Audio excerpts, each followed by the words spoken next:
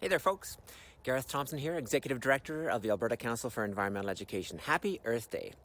This Earth Day is different from other Earth Days because over 700,000 Alberta students are home full-time in April and May and quite possibly June with you, their loving parents. And so I have an ask for you. I have a suggestion for you on Earth Day and the subsequent days is take them outside.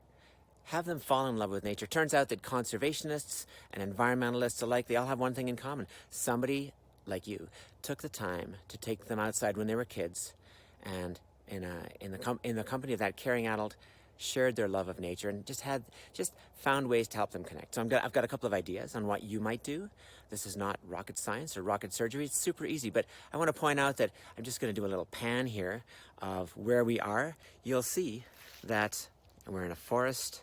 This is a very complex and can be an overwhelming kind of environment for kids. And so it's time to focus. So we are going to focus. For example, I brought a couple of little show and tell things. We'll focus on this little chunk of woods. And so in this activity, all you would do really is you'd bring a ribbon or maybe a dog leash or something and invite your children to make a park. The leash or the ribbon in this case is the boundary of the park. They get to choose where the park is, of course, and then they get to design it and kind of think about the interesting things that are inside there. And with little sticks like this, that could be an interpretive sign where which prompts them to tell the story of why this area is so interesting to somebody who's this small, visiting from another planet, perhaps. And so they could, you can imagine, they would have some fun telling you exactly why the park is so special to them.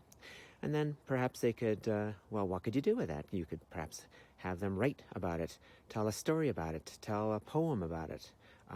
Really, the sky's the limit. It's up to you. Another focusing activity. Here we go. So this is just what it looks like, an empty egg carton.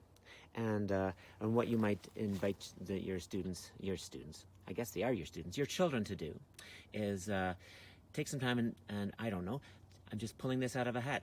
Why don't we fill it up with as many different things from nature as possible? So here's an old pine cone that's been chewed by a squirrel.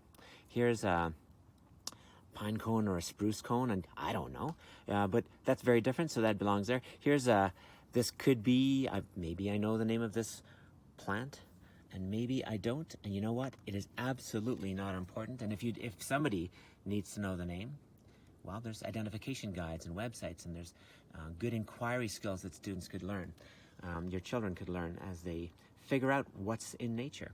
And you could have them enumerate how these things are the same, how they're different, what they have in common, and so on and so forth. And as I say, ask them, because they have lots of time. They have more time to think than you do. You could ask them what you should do next with this cool assemblage, and have them do some lesson planning, I suppose, and come up with something fun. Anyway, that's it from me. I'm over here now. Happy Earth Day, and have fun with the kids outdoors. Bye.